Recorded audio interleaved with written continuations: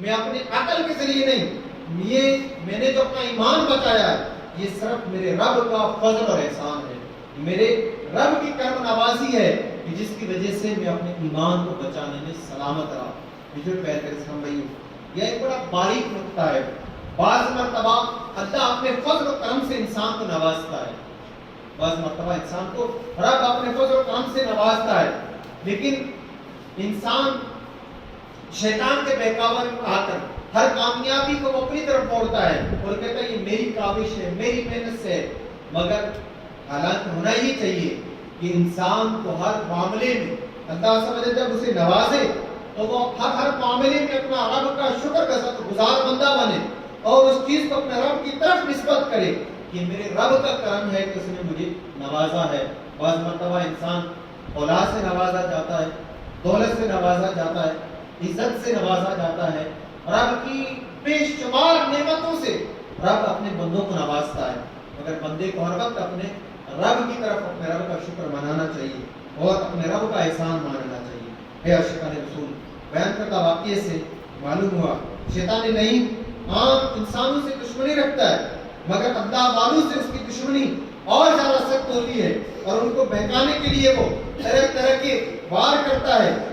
اور کئی بار ناکام ہونے کے باوجود بھی اپایوں سے نہیں ہوتا ہے، جیسا کہ بیان کردہ واقعے میں پیران پیر روشن ضمیر حضور غوث پاک رحمت اللہ علیہ جیسی ہستی کو بہکانے کے لیے یہ وار کیا کہ میں نے تمہارے لیے حرام چیزوں کو حلال کر دیا ہے، تو آپ رحمت اللہ علیہ نے اس کے وار کو ناکام بنا دیا۔ جو پیارے پیارے اسلام بھائیو، یہ بھی پتا چلا کوئی کسی مرتبے والا بزرگ کیوں نہ ہو، خود وہ پیر و فقیر ہو یا عالم ہو ولی ہو، اس پر اللہ پاک کی لازم کردہ عبادات معاف نہیں ہوتی۔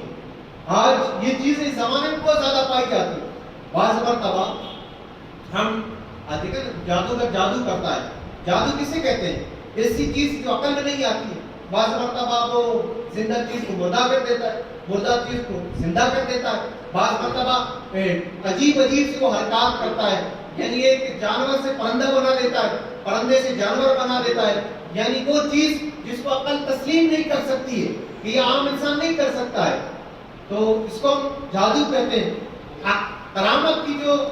تعریف بیان کی گئی، ڈیفینیشن بیان کی گئی، یعنی وہ چیز جو انسان کے عقل میں نہ آئے، ایسی چیز کا انسان سے صادر ہونا، یہ کرامت کہلاتا ہے۔ اب بعض مرتبہ ایسی حرکات کو دیکھ کر ہم اس کو اللہ کا ولی تصور کر لیتے ہیں۔ بہت سارے ایسے ڈھونگی لوگ ہوتے ہیں جو جادو کے ذریعے لوگوں کی نظروں کو باندھ لیتے ہیں اور اس کے ذریعے وہ نہ جانے کیسے کیسے کرتب دکھاتے ہیں، تو وہ لوگ اس میں اللہ کا ولی ہونے کا تصور کرتے ہیں اور اس میں رب کی ولایت کو ڈھونڈتے ہیں، اس کا قرب حاصل کرتے ہیں۔ حالانکہ ولایت کی تعریف یہ کی گئی ہے کہ اگر تم کسی کو اللہ کا ولی دیکھنا چاہتے ہو، اس بندے کو دیکھو کہ جس میں سب سے زیادہ شریعت کی پابندی ہو،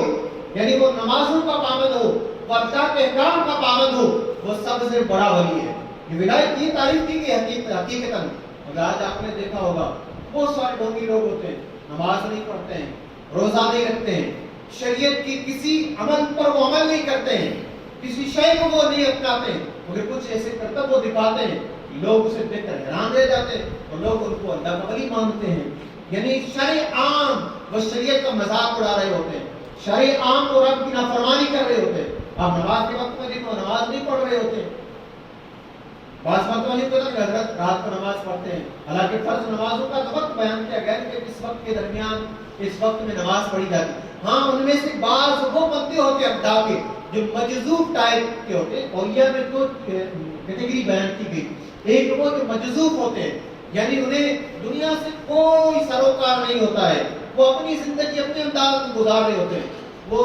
یعنی دنیا کے مال و دولت سے، لوگوں کے رجحان سے، لوگوں کے درمیان بیٹھنے سے، یعنی وہ ایسے لوگ ہوتے ہیں کہ اگر وہ غائب ہو جائے تو انہیں ڈھونڈا نہیں جاتا ہے، یعنی لوگوں کے درمیان وہ پاگل تصور کیے جاتے ہیں۔ وہ ایک الگ مسئلہ ہے، لیکن آج یہ ہمارے معاشرے میں دیکھا جائے، آج اس وقت میں دیکھا جائے، یہ جو جادو اور کرتب دکھانے والے اولیاء بہت زیادہ بڑھ رہے ہیں، ان کی تعدادیں بڑھ رہی ہیں اور لوگ ان کو دیکھ کر گمراہ ہوتے جا رہے ہیں، اپنے مذہب کو چھوڑتے جا رہے ہیں۔ علماء کے اگر ان کے خلاف عالم دین فتویٰ دیتا ہے، کوئی بولتا ہے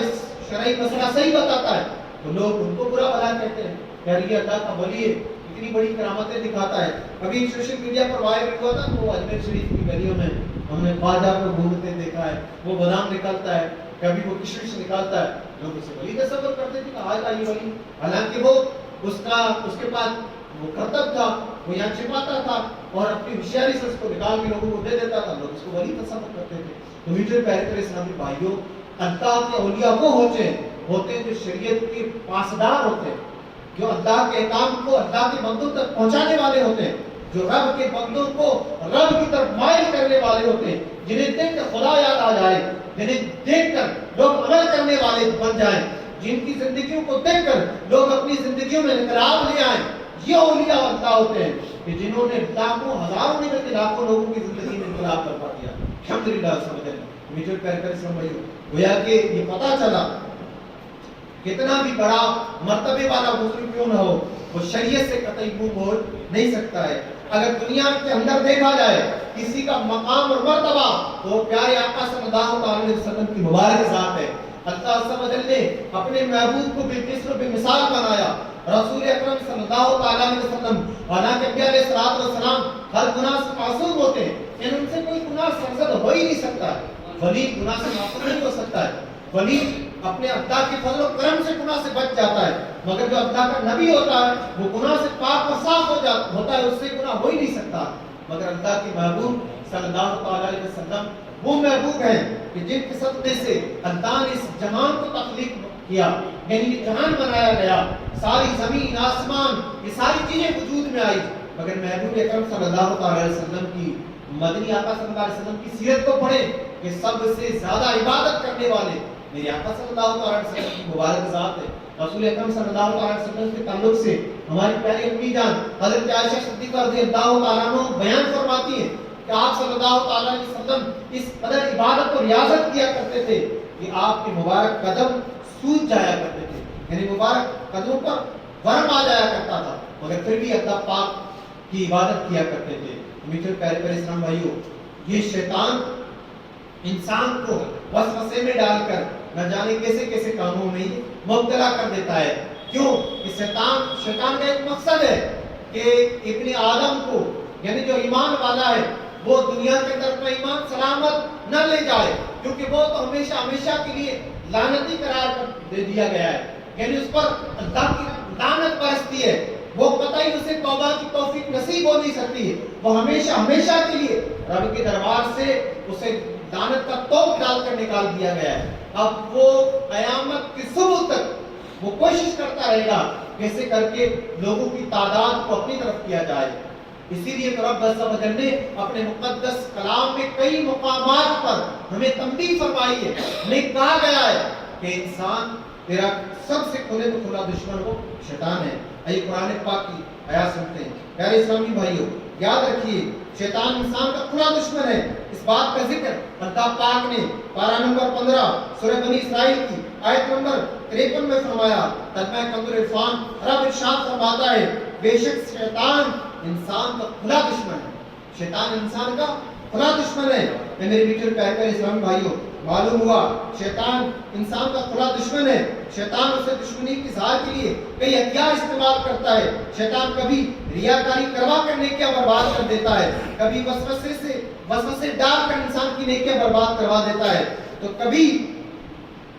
مسلمان میں دشمنی اور پھوٹ ڈلوا کر غیبتوں اور تہمتوں کے دروازے کھول دیتا ہے، کبھی جھوٹ بلوا کر آخرت کو تباہ کرنے کی کوشش کرتا ہے، تو کبھی حسد کے کانٹے دل میں چبو کر دوزخ کی آگ میں پہنچانے کی کوشش کرتا ہے، کبھی تکبر میں مبتلا کر کے اپنی دشمنی کا نشانہ بناتا ہے، تو کبھی واہ کی خواہش میں گرفتار کروا کر نیکیوں کو ضائع کروا دیتا ہے، کبھی مسلمانوں کے دلوں میں چھپی ہوئی دشمنیاں پیدا کر کے اپنا کام بنا لیتا ہے، کبھی ماں باپ کی نافرمانی پر ابھار کر دنیا اور آخرت میں انسان کو ذلیل و رسوا کروا دیتا ہے، کبھی بیماریوں پر بے صبری اور چیخ و پکار کروا کر صبر کے بے حساب ثواب سے انسان کو محروم کر دیتا ہے، تو کبھی نمازوں سے دور کر کے، کبھی فرائض سے دور کر کے، کبھی فرض اور لازم علم دین سے دور کرتا ہے، کبھی تلاوت قرآن سے روکتا ہے، کبھی نیک اعمال کرنے میں سستی کرواتا ہے۔ تو شیطان اپنی دشمنی نکالنے کے لیے طرح طرح کے انسان کے ہتھ کنڈے اپناتا ہے، انسان کی عبادت سے روکنے کے وہ طرح طرح کے ہتھ کنڈے اپناتا ہے، اور اس طرح وہ انسان کو اپنی طرف مائل کرنے کی کوشش کرتا ہے. مجھے پیار کے اسلام بھائی